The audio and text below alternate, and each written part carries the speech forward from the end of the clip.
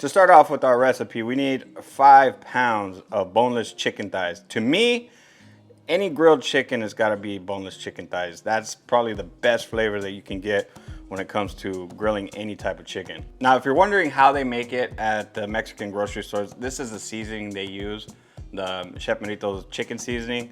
Now, the only difference that they do is depending on what type of flavor, the lemon or orange. That's all they're gonna be doing. They're gonna be using this seasoning along with the juice of a lemon or an orange, depending on the flavor that you're buying. All right, so all we're gonna do is we're gonna start off with about the juice of half of a lemon. Okay, I feel it needs a little bit more lemon juice. With my clean hand, add in the rest of this lemon. Now you can make this as lemony as you want. Same goes for the orange. But what I do notice, if you do too much lemons, it's really bitter, real tarty and sour. So you can put too much lemon. I have tried recreating this recipe from scratch, and yeah, too much lemon does actually become too much lemon. So I'll just keep that in note. All right, we're looking good right there.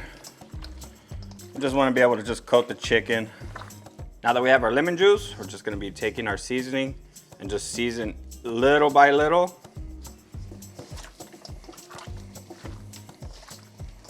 Now, Chef Merito's seasoning is a little salty. I haven't really used it much in quite some time because I started, venturing off and making my own seasonings, or stuff from scratch.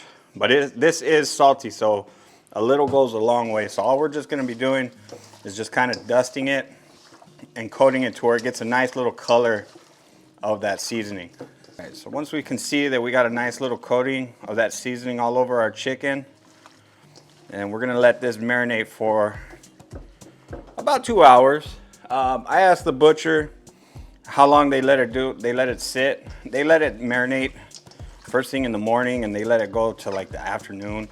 But they also do, before they leave, they get another batch going right before they close up, and they serve that in the morning.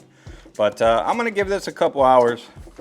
This is a direct seasoning with some type of sodium, so we don't have to let it sit for long. So I'm gonna put this in the fridge and I'll see you guys on the grill in about a couple hours. For this cook, we're gonna be using some mesquite lump. This is gonna add a nice flavor and a good smell to the chicken. All right, we'll let that come to temperature. All right, now that we have our fire nice and hot, we're gonna spread this around. All right, we'll lower the grate. Now this little attachment that I have on my Weber kettle, it's called a Gabby's grill. Ever since I got this thing, this has probably been the most used grill in this backyard. But let this come to temperature a little bit. So it's a little too high, I'll probably bring it up. That's one thing I like about this thing. You can adjust it as you need it. All right, now that we got a hot fire, I'm gonna lay down our chicken. Got a lot of heat on this end, so I'll probably be trying to put everything on this end right here. And as it cooks, we'll bring it towards the back more. But the good thing about the Santa Maria attachment is you can higher it and lower it as you need. Looks like we're gonna fill her up today, boys. All right, so we'll let this go for a few minutes and then we'll give it a flip.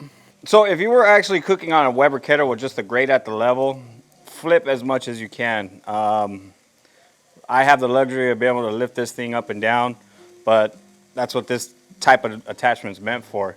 But if you were at that grate level, you got some really, really hot coals down there, and just make sure that it doesn't burn. You'll start to see a bunch of flare-ups and stuff like that because all the fat dripping. But since it's kind of elevated, kind of prevents that.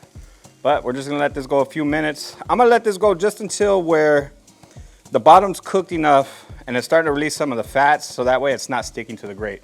That's just one of the things that to kind of indicate it's ready to flip, is it won't stick to the grate. If you got you can oil your grates too, but I don't ever do that. I usually just clean it right before use and get chicken on there once everything's hot. So, like I said, about 3 to 4 minutes is probably what we're looking at. This is cooking hot. We got really hot temperatures right here. Yeah. So this is gonna cook probably like around 10 minutes, completely cooked. When I cook like this, it's pretty quick. All right, so just gonna check it real quick. Yep, as you can see, already pretty much cooked, ready to flip, doesn't stick. These ones, see how it's sticking right here? It's not so hot on this end right here, but we'll just go ahead and give it a flip. These ones probably need a little bit more time, but they're flippable. Just like that, folks. Got a nice color. All right, got them all flipped. I'm gonna go up just a tad bit more, just one. Getting a little hot, but let it do its thing. Check on it in another couple minutes. All right, we got a little hot spot over here. This is just something that you gotta check on the grill. If you're seating, we're not burning nothing, we're not scorching anything. It's just, you see that fire getting a little aggressive, just move stuff around. Actually, we could probably bring some of these pieces over here that aren't on such a hot area. Yeah, just kind of pay attention to the flare-ups. Move it around as much as you need to. Bring it down just one. All right, now we're gonna start rotating some chicken. Got some good color on that one there. Getting some good color on that. Bring these to the front. These are slowly cooking, the ones back here, so bring those up to the front so that way get some hotter temperatures to it. Now they're almost done.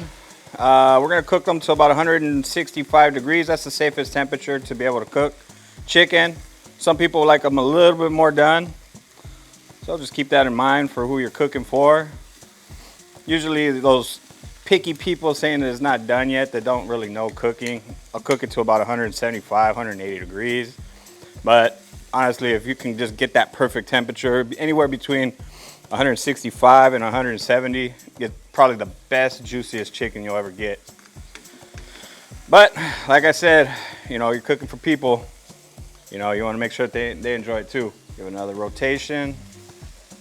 Got some good color there. After a couple more flips, about 170 there. Just really checking the bigger pieces, the bigger parts of the chicken. 180. All right, we're looking good. So I guess it's time to get these off. So just to be safe, just check a piece of every little piece of chicken, because I do put these in a pot. Yeah, so they're all reading above 165. Some are higher, some are right around that range. There they are. Beautiful. All those juices. All right, I'm gonna take these off, let them rest a little bit. All right, after a few minutes of just resting in that pot, it's still hot. As you can see, it's steaming.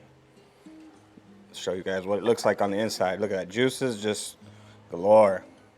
Look at that.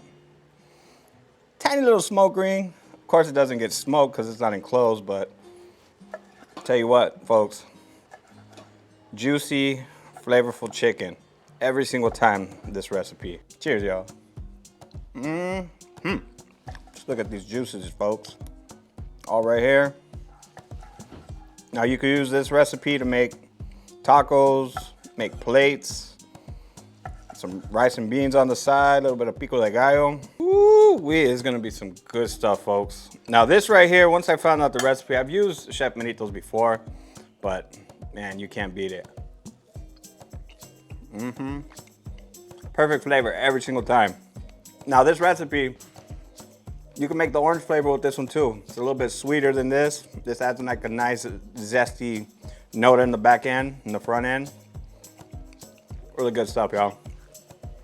You guys gotta try this. This is a really good recipe. If you're new to my channel, consider hitting the subscribe button. That way you can see future videos just like this. I got some kids to feed inside. Now I got these recipes and they're really good. You should try them out. Now y'all be beautiful and God bless.